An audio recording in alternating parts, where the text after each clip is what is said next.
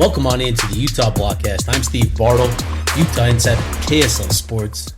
I've got a quick, jam-packed show for you. We're going to talk Devon Dampier, his week one, after talking to him on Monday, and then also going to talk a little bit about Utah's defensive ends, Logan Fano and John Henry Daley, who we both got to hear from on Tuesday, and you'll get to hear from them on this episode as well. And then what I'm excited for is I was able to welcome on Cam Mellor of Pro Football Sports Network, which is a new site that dives into analytics and football film evaluation. Cam has been a friend of the program for many years. Going back to 2019 is when Cam first hopped on with me on ESPN radio, and so Cam was the one that actually tweeted out some of those fun, interesting analytics, specifically the defensive pressure rate and the time Utah's offensive line provided Devon Dampier in the pocket as well. So really excited to have Cam on the show, and I think you guys will really enjoy what he had to share as well. But first up, let's talk about the man of the hour right now, Devon Dampier. Week one, just a fantastic debut for him. This guy was not just playing football; he was orchestrating out there. Looked fantastic, and you could see the difference with him. It was just obvious, apparent, how different things were with him at the helm. You can see the command of the offense that he has, the confidence that it gives him, the confidence that Jason Beck has in him to execute the offense. He looked extremely comfortable, on the field, which again gets to the offensive line. And what was interesting, I was going back through some stuff with Devon Dampier, and this was, I think, towards the beginning of fall camp. I can't remember exactly when it was. It was either the first or second week of fall camp. Dampier was given a lot of praise to his offensive line, and he had this quote that I thought was really interesting. Let me pull it up here. So here it is. Again, this was first or second week of camp. We asked him about what it was like playing behind the offensive line, and he said this: "When you're able to depend on the front, you can do a lot of things. I expect the holes to be big, and I expect to have time back there in the pass game, which makes my job really easy." and man, I think that that's exactly what we saw Saturday night. He was absolutely right, and forecasted, that sort of that exactly. I thought it was really impressive what we saw from Utah on Saturday night. The pockets were clean, the holes were there in the run game, and Dampier, made every opportunity count. And what was really interesting is, you look at some of his numbers, obviously 21 to 22, game 206 yards, 2 touchdowns, and obviously 87 yards on the ground as well. He finished with an 88.8 QBR, which is fantastic. It's the metric that many consider to be the best QB metric in terms of assessing their genuine impact. And I think what is really telling is Utah's success rate overall. It was 48%. If you remember last year, that was down around 30%. So that is something that we talked about all offseason in what we were evaluating with him from New Mexico. That New Mexico offense was one of the top offenses in terms of success rate, and I think it was right around 49%. So to Utah to start out 48% success rate, I think is really, really impressive. So, Dampier has looked comfortable in the pocket, and that's benefited him as a passer. According to Sports Info Solutions, Dampier was on target with his throws for 83% of his attempts, which is the second highest rate in the Big 12 currently, only behind Nico Marchiol at West Virginia, who's got a 94% rate. But he's ahead of guys like Jalen Daniels, Rocco Becht, Bayron Morton in terms of on-target rate. And his catchable ball rate is even better at 91.7%, again second. But again, I think that is sort of the impact that this offensive line, and it's something that, there was evidence of it last year when he was kept clean. He performed at a much higher level as a passer, and that's what we saw from him Saturday night operating behind this offensive line. So, what's that going to mean moving forward? Obviously, the competition is going to continue to increase, and his in terms of what he's going to be asked to do, there is going to be a greater degree of difficulty, as we progress forward into the season. Utah was able to generate a lot of easy looks, and those easy looks are going to be taken away by defenses now that they've got film and all of that sort of stuff. So, it's going to be really interesting how Dampier evolves, but there were certainly opportunities for him to move the ball down the field, and for him moving forward, that's going to be a key for him in his development this season, is not only taking those opportunities, but connecting on them, converting on them, which will be big. But, so far, week one, man, he's put himself on the map, earned co-offensive player of the week in the Big 12. He's put himself in a lot of Heisman lists, top 10 Heisman lists. And again, it just sort of speaks to what people not only saw from him Saturday night, but what they expect to see from him the rest of the season. I think, UCLA is getting a bad rap for being a bad team, and obviously they were 5-7, but there's a lot of good on that team still. It wasn't close. The game wasn't close. Deshaun Foster, I'm sorry, the game wasn't close, but they're the defensive scheme, the defensive point of emphasis in terms of taking away the run. Those were areas of strength for UCLA last year. They were sixth in rushing yards allowed per game, giving up just 90 yards per game. Their pass defense was fairly solid. It wasn't top 10, top 20, top 30. I think it was about top 50 if I remember correct. But that was a tough defense, and they're replacing a lot, which is the big question mark. But I think Deshaun Foster really got that team going. So we'll see what UCLA will be this season. But regardless, Utah took care of business and did so pretty emphatically Saturday night.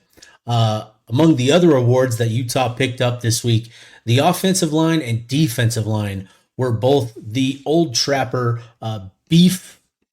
I got to get it right. I got to make sure I get it right. The Old Trapper. I'm pulling it up. Bear with me. Sorry, this is good podcasting. Scrolling. Oh, yes.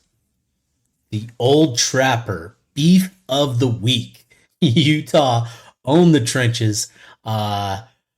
Utah offensive line, defensive line named the defensive line and offensive line of the week.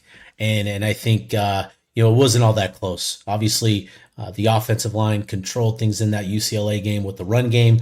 The defensive line with their 60% pressure rate, the amount of sacks that they were able to notch as well, I think is really indicative of their success. And, with Cam Mellor coming on this show, we talked a lot about the offensive line. So I want to make sure that I spend time here talking about the defensive line. We had the opportunity Tuesday night to hear from Logan Fano and John Henry Daley, both of whom notched a sack against UCLA. John Henry Daley getting 2.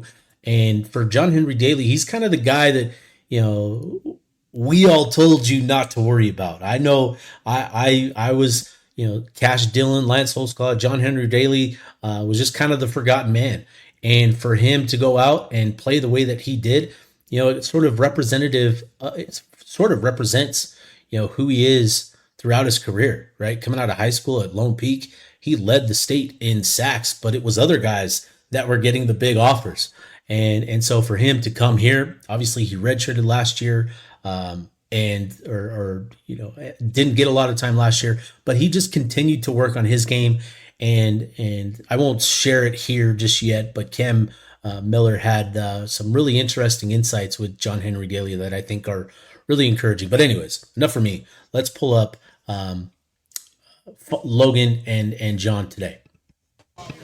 Utah defense, and that's why I take pride in it. I just feel like we have a bunch of guys that really buy into that culture and that legacy. John, how good did it feel to get on the field, not just get on the field, but produce in a big way like you did? Felt great. That's the expectation in the room. If you're going to be on the field, then you better be fired up, better be making some plays. Got great defensive ends all around on this team, so I was happy I was able to go in and contribute toward a team win. What was that battle like for that starting defensive end spot in camp? It's fantastic. We got great talent everywhere. We got Logan, obviously, our leader on the defensive line, and really just sets the standard every day. And so all of us have really bought into that, just working our butts off. And we want to be known as one of the hardest working groups in America. So that's what we take pride in, and that's how the competition ran. All of us just getting after it every single day.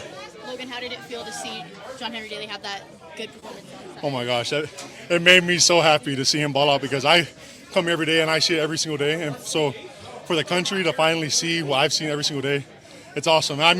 We go all the way back to high school. Me and John Henry compete against each other for the state sack numbers in high school. He got me by two.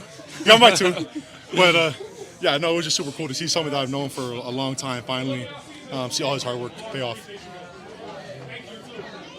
All right, so there you have it. That was Logan and John from Tuesday. And, I think that speaks to sort of the mindset in that defensive end room. I think Lewis Powell deserves a lot of credit for what he's done to cultivate a really competitive room, but one that is still, they enjoy one another's success, they fight for one another, and they compete against one another. So, I think Lou has done a fantastic job recruiting and developing, and I think we're going to see those guys continue to have success.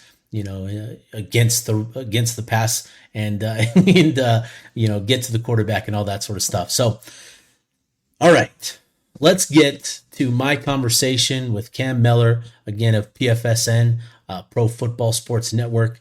Really interesting stuff from him. He's more of a analytical mind and looking into numbers and all that sort of stuff, and he shares a few interesting insights with the analytics that kind of paint a really positive picture for Utah. So let's get to that. Here's me and Cam Mellor. And joining me now, Cam Mellor of PFSN, longtime friend of the Utah Football Network. I remember we first started linking up, having you on ESPN 700 and podcast shows all the way back in 2019 and that. But Cam, man, I'm excited to have you on and excited to talk ball with you, man. I'm excited to have ball to talk about and not pontificate about football instead. It felt like an incredibly long summer. That's probably because I have two kids under 6. So that's why it felt long. But school's back in session, which means football's back in session, which means, as my father once told me, football is my life. If it wasn't for football, I'd have no life at all. And so here we are. Man. It was a long time ago we started this friendship. Yeah. So. Yeah, really, really excited. And you've been on quite the journey. So PFSN, just, I guess describe what you do there and kind of what keeps you involved with the game. Yeah, it's you said it. It's been a long journey. It's been a long haul. So I'll spare a lot of the details, minor details. But Pro Football Network was launched in 2019. I started shortly thereafter, heavily in the startup phase. We did basically everything you possibly could do in the football world, and then we launched a College Football Network. And then it morphed into, let's make it all sports. Let's do all sports. And so College Sports Network is still a thing, run by our sister company or our parent company. And PFSN is a Pro Football Sports Network, but the bread and butter is still football. It's still profootballnetwork.com when you go to it. And we do all levels of football at this point. And so for me, my role specifically, Chief Analytics and Data Officer, it's football and spreadsheets. And a lot of proprietary metrics, a lot of proprietary data. We use as much data and as many data points as we possibly can get our hands on to formulate what we have, or we do our own charting as well. And it's football. That's again the bread and butter. But we also have everything from NASCAR driver rankings to we'll debut some basketball stuff later this season once the basketball season kick back off. So data, football, and numbers. It could be a lot worse for me. Yeah, no, that's great, and I think that's. A lot of people have grown more and more interested with the analytics and data, because I think what's become so noticeable is like you can you can paint a really clear picture of what's going on with data. And I think that's where, media members like you and myself have really kind of figured out like what the data means. And I think translating that to, what we talk about, I think has been great. It's been a lot of fun, and it feels like it's blown up, over the last couple of years where it's really kind of hit the gas moving forward. I'll never forget working for PFF before the switch went to the 0 to 99.9 grades that we all in the U.S. school system know about one way or another. And no one really knew at that point. It was 2014. Collinsworth buys in, and there we are with a product we didn't really know what was going to happen, and we didn't know what was going to happen to the product in general. Right. And I'll never forget, they, NFL was a thing. All the NFL teams had bought in, and about 10 college teams had bought in. And I looked at them. There was a social media account with like 15,000 followers for college stuff. And I was like, guys, you don't know what you're sitting on. College data, college football, people will love the college football data. Yeah. And that was 2015. They said, sure, go ahead and run with it. And now obviously PFF turned into what it turned into or has turned into. And as they reinvent themselves, we're sort of doing the same thing. We reinvented ourselves. We know that there's a better way and a better take on metrics and a better way to, as you said, alluded to, paint the picture that is Saturday or, Thursday, Sunday, Monday, Friday football week one. But yeah, there's a better way to paint the picture. And we've done some studies over the past 2 years that actually for college football specifically, the numbers that we generate are based off of things that are stable from one year to another. And so it looks at it a little bit different in a different lens. And so the grades won't look the same. They'll look close. They might mirror some things here and there, but they're going to be, a lot different. The data points that we capture, the data points we use are different, but they're stable. And so the hope is that we look at it from week to week and say, yeah, sure, BYU played Portland State, but here's what they did that did well. So maybe watch out for later this year. Utah playing UCLA, they played well in this facet. That carries over more so and gives a little bit more weight. So we can get in all the numbers, I'm sure. But it's a little different take on it. And it paints the picture of Saturday football better than anything else. Yeah, so let's dive into it. Utah on the road at UCLA in Pasadena. The Utes get the 43-10 win, and I thought really provided some emphatic answers with what this team can be this year. And obviously you put 43 points up against anybody, that's going to catch some eyeballs. But to do it against UCLA, a Big Ten program, Power 5 program, and sure, there's they're going through a bit of a transition for sure and kind of remaking themselves. But to do that, I think we learned quite a bit about this team. And I think the biggest answer we got for Utah this season is that offensive line. There was a lot of talk about this group coming into the year, a lot of hype. And I think game one, they validated a lot of those beliefs and opinions about that group and what they could potentially be. When you look at this unit specifically in this game, what stood out to you about Utah's offensive line? It was the tackle play, obviously. It feels almost like a cop-out to say that, the top two tackles that we have, they're 1 and 2 on our draft board. It feels like a cop-out. But to me, that's where it was. If you look at what offensively, to me, and we'll get into Devon's play in general, but it's going to start there with him to make his life significantly easier. If he doesn't have to worry about the bookends, if he doesn't worry about right and left side and his blind side specifically, he's going to play significantly better. And this is definitely the best line he's ever played in front of.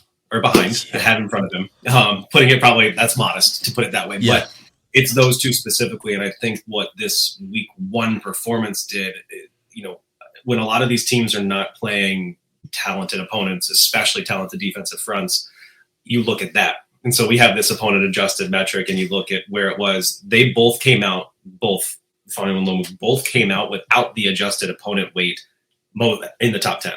So then we shifted some things around and it gave LSU's duo a little bit bigger because of Clemson's defensive front. So UCLA didn't give them quite the boost that maybe some other Power 4 opponents would have, but they were there no matter what happened. Just their performance, specifically independent of opponent, was, to me, it's everything you want from these two. A great start to the season with pass protection and their ability to get off the ball. But yeah, I mean, the unit as a whole to allow pressure, and you have to say allow pressure because this is crazy, an average of 5.93 seconds. And that's by far the furthest. The average last year was like 2.4 seconds. And so to me, to have that number, it's not even allowing pressure at that point. You're talking 6 seconds per drop back when pressure is applied. That will speak volumes to the rest of the Big 12 season specifically for them. And I think that was as good of a performance as you could have from those two to start the season. 5.93 seconds pressure. That's wild. So UAB had better, but we saw UAB did not, Yeah. well, they played a high school team at that point, basically, and almost lost to them. So, Wow. Yeah, that's wild. That is a big number because, I mean, you think about it, right? Quarterbacks typically we always talk about it. You hear about it a lot in the NFL, but 2.5 seconds, 3 seconds, like that's what we're talking about here. Even in college, right? Is that typically that amount of time to throw? So to have 5.93 seconds to pressure, that's pretty significant. And you could feel that and see that throughout the game, that Dampier would just sit in the pocket and have, ample time to go through things. And he tucked it and ran a number of times, and we'll get into his performance a little bit, but want to stick on these two offensive tackles because, obviously, again, talking about the offensive line in general, this offseason, a lot of it was because of Fano and Lomu. When you look at what they did and kind of their projection moving forward, where do you feel most optimistic? How do you see sort of their game and their projection this year and moving forward, potentially, with the NFL draft in 2026? Yeah, it's again, it's probably the best performance that they could have had to start because I think it showcased, we said, right, pontificating all summer about who could be the best tackles or who could be the best offensive line or who could be OT1 come next April for the 2026 NFL draft. And I believe, Francis Mayoga had a great game at Miami as well, but it wasn't like what we've seen from those two. And so what we pontificated specifically is that they're probably the most refined duo, but they're probably the most refined 1 and 2 in pass protection this year. And what happened? We saw that in action. Everything from footwork to hand speed to, their ability on the play side or opposite. To me, that speaks volumes to the work they put in, but also the analyst that got it right this offseason that said that these two were the most refined. So I leaned to my guy, Ian Cummings, who I get all my draft work from him basically. And he's who pointed them out to me both. It probably was last summer, to be honest with you. He's always ahead of people, but it was really this past summer where he was like, listen, that Utah line, tell me what they get in Devon Dampier, because I've not really watched him too much, but what's going to happen with that offensive line with those two, it should be special, he said. And so I think we're looking here, it's stable, but it's 5.93 seconds. You're looking at pressure coming from the edge more so, and it's obviously more important from the inside for a defense to get pressure. But if you're not getting pressure on the outside, let's face it, those three on the interior are going to have their day a lot easier as well. And I think that's what happened. They made each of the three inside better as well. Yeah, that's a great point. And I think let's get to Devon Dampier because, there were questions about, how would he be able to make the adjustment? What would he look like behind this offensive line? And man, to go 21 of 25 for 206 and 2 tutties. Then he added 87 yards on the ground with another touchdown. What did you make of that performance and that efficiency? I was really impressed with, his ability to get the ball out quickly, when he needed to and make some throws. He missed some opportunities, sure, but was really impressed overall. Just what did you think of Dampier against UCLA? He looks very much like a veteran who knows that he's got an incredible offensive line in front of him. Yeah. If you look at it too, there was 40 plus starting quarterbacks that were starting for their first time with their team after transferring in. He was at our highest grade, and say what we will. The biggest thing I look at as well is, our grades. It was a cool touch, and I then filter from there, and I looked at what the quarterbacks were asked to do in their first start, their debut performance. And some of these kids, we saw it with Arch Manning, really. It wasn't his first start, but it was his first time as the starting quarterback. I don't think Sarkisian trusted him to throw the ball more than 3 yards down the field, if not more than past the line of scrimmage. And I think that's the difference here. It looked, to me at least, from an outsider, not affiliated, obviously, with the program, it looked like there was full and inherent trust that Dampier had in the offense. And I think that speaks volumes to who he is. And then ultimately the performance he put on the field speaks volumes to the trust that they have in him to give him control of the offense. And yes, it was early in the game, I believe, that there was a missed opportunity. And then it seems like it got ironed out. And then it seemed like, the design run game, it was Tommy Castellanos, Florida State.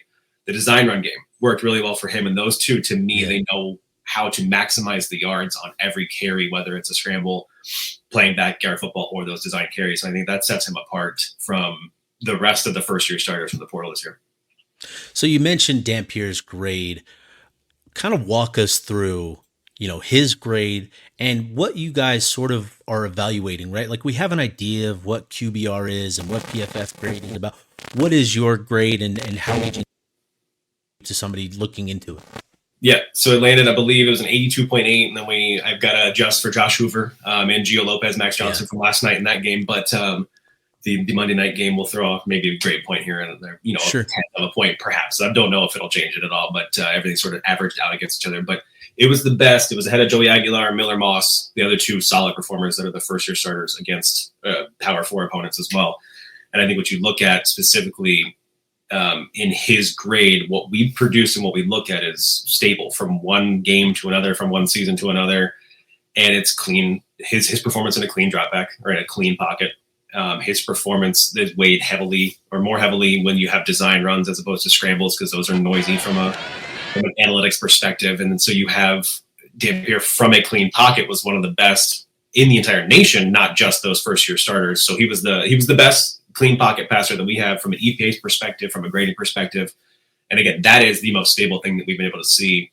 We call them NFL throws as well. So it's from a clean pocket on outbreaking routes, 10 or more yards down the field. We saw multiple of those in his situation, so he gets the boost in grades for those as well. So it's NFL-like abilities that he showcased that we've proven that have been stable and that he performed well in. And so to me, again, I don't see why this isn't the start of something special this season for him. That's going to be music to a lot of Utah fans' ears, man. That's good stuff. And we'll obviously learn more about Dampier over the course of the year, but I agree. I think there was just a lot of things to be encouraged by with what we saw from him in terms of his ability just to keep the offense on the field. Like, we get so caught up in, arm throwing motion and how the ball looks coming off of his hand, but Dampier just has a knack. You go back to his time at New Mexico and the success that they had there, the success rate, the numbers.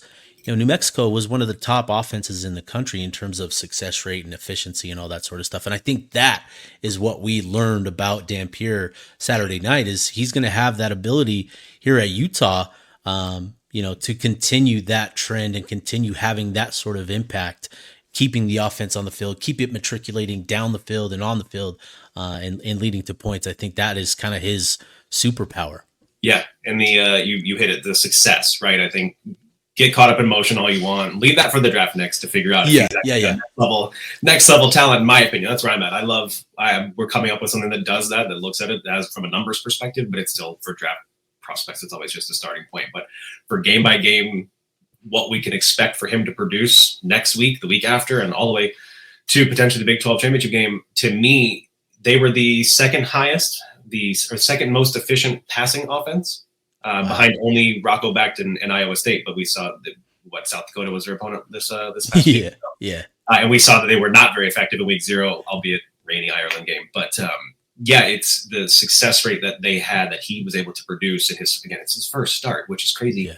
All the other teams that are up there are not guys in their first start. It's Duran Morton from Texas Tech, who's been there for, when he's healthy, for 3-4 years now at this point. And so that's the only other offense that came close to the offensive success rate that they had through the air. And I think, again, it's when you have that much time to throw the ball, and you have a veteran like him who can do it, it certainly helps, but it's also, he's got to get it from point A to point B with his shoulder. And so I think, again, it sets up for quite a season, a potentially special season for him. One of the bigger surprises from Saturday night, and maybe not so much because Kyle Whittingham revealed this back at Big 12 Media Days, that Lander Barton and Smith Snowden were going to see offensive reps. But still, I think there was surprise in how much they were used on offense. And Lander didn't play a lot of snaps. I think he finished with under 10. Smith Snowden played about 22, but he was heavily involved in those 22 snaps. Finished with, I think, 55-something yards and a touchdown. What did you make of Snowden and Barton and their performance as, making their debut as two-way players? Shocked. I mean, if I was, you said he probably hinted at it, right?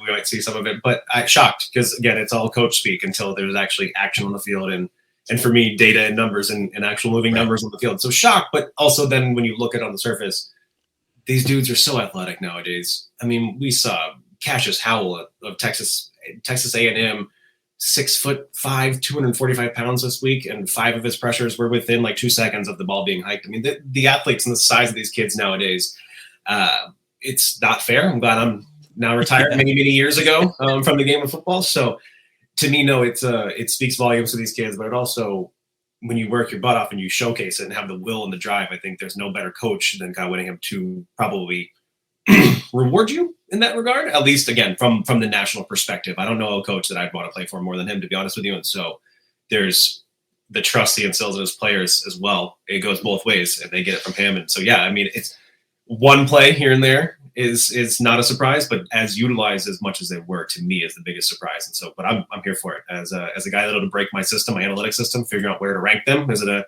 maybe not quite like a Travis Hunter situation where do we rank him a corner, a linebacker, or a tight end, or a running back? Like, where do we rank these guys below? I'd rather sort out the messiness later and just enjoy the football. All right, Cam, let's switch gears. We've talked a lot of offense, and I think the two-way players kind of transitioned us nicely to the other side of the ball with the defense. You put this out, which was, I think, caught a lot of eyeballs. Utah had a 60% pressure rate with just their base pass rush. And that is, when you hear that is significant, because we always hear coaches, defensive coordinators talk about getting pressure with 4. And when you can do that, it does so much for your defense. How surprised were you to see that number, and what sort of, give us some context as to how significant that number is? It's large. Only 3 other teams I have it went above 50%, and no one got more than 55. And so I think those are anomalies, probably because we're talking about playing not a Power 4 team, but not even an FCS team in most cases. I believe Jacksonville State was the only other team that was up there, and they played UCF's new look offensive line with whatever they're going to trot out a quarterback at that point. And so who knows what UCF looks like the rest of the year. If Taven Jackson plays, we're good. But yeah, Cam Fancher was never the answer. I digress. 60%, the average last year was just over 35 from the numbers that we have, and nothing's adjusted there. So those are purely there. And so almost double at this point. And to me, not surprised that it's a Utah defensive front that did it.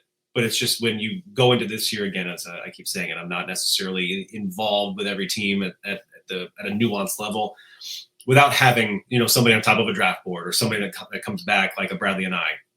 To me, getting a new name, a new face that we haven't talked about, and just that unit in general, the cohesiveness in a early season matchup with what we thought might have been UCLA's only glowing facet on offense was that offensive line, to be able to be destroyed and blown up by just the base 4 or base 3. To me, again, it speaks volumes. It's stable from one week to another because these guys will continue to be able to do it as long as they stay healthy. And I think, again, it sets up for some special performances from this defensive front 4, but then also makes life significantly easier for the back 7. Yeah, 60% with just 4, and then I think they finished with 59.4% pressure rate overall. So it carried even, obviously, with sending a few more at times as well. And I think what we saw was, Logan Fano is kind of viewed as the guy to become that premier pass rusher for Utah this year, in the mold of a Bradley and I and a Jonah Ellis in 2023. And what we saw from him, he kind of exited the game a little bit early. Just he had a little injury, came back to it, so it's nothing to worry about. But saw some good things from him. But I think the guy that surprised us all was John Henry Daley. Finished with 2 sacks, 7 total pressures. And so, yeah, just to kind of add some context to the numbers there, that was the surprise, was John Henry Daley and what he was able to provide that defensive front. But just curious, just how often do you see that sort of, when you don't know a lot, when we don't have guys at the top of draft boards, what can we sort of expect from a unit like this, in a season like this? We're ahead of the game here. We're ahead of those guys that might potentially put, do we call him JHD?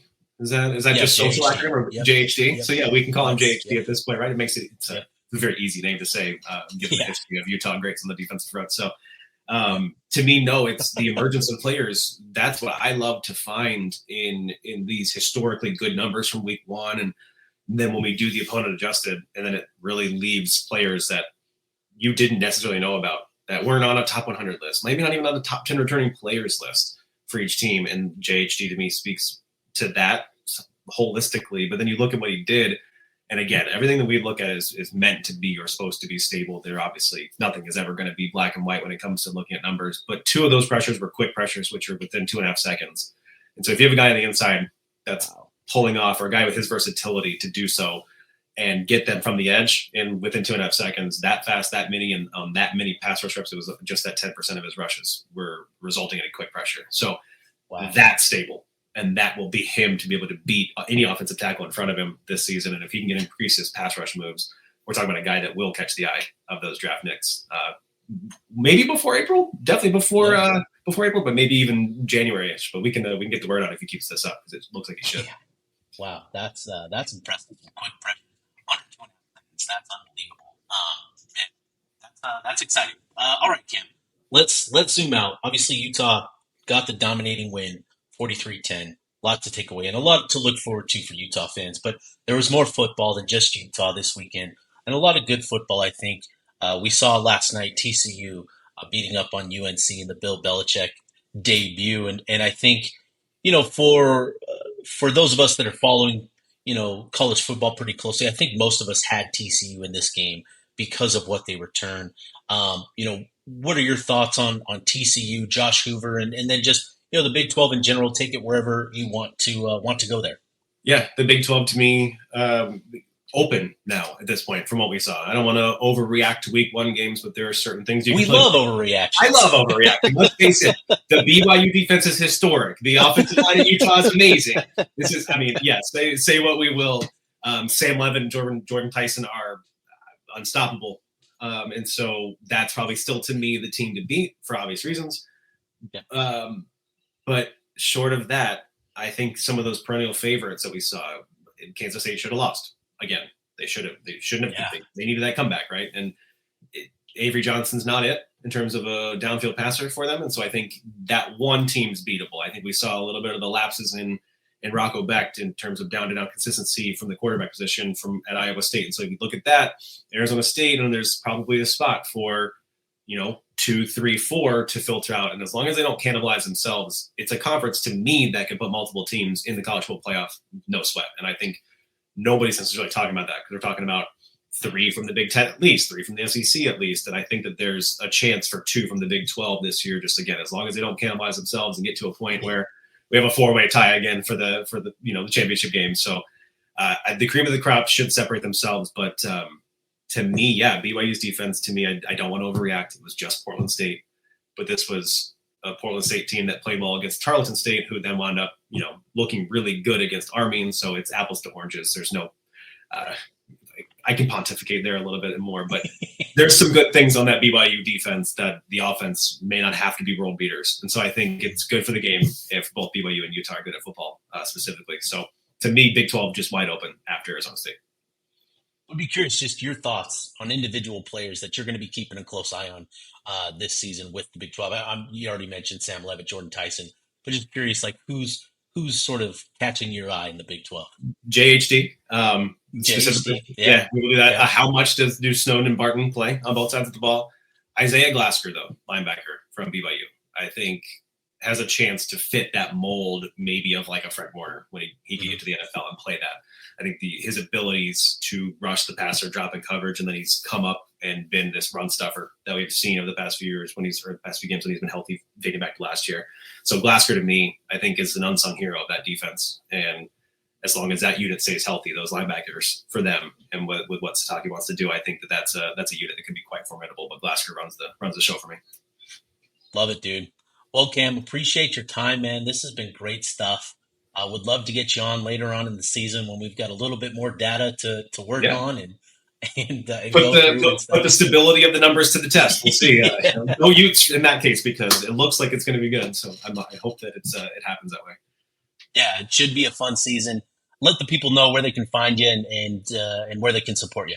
Yeah, easy enough on Twitter or X, whatever you call it, depending on your age bracket, I feel like. At Cam Mellor, pretty easy. And then it's profootballnetwork.com. So I will tease that we have quite a few interactive dashboards with all of the data that we have coming.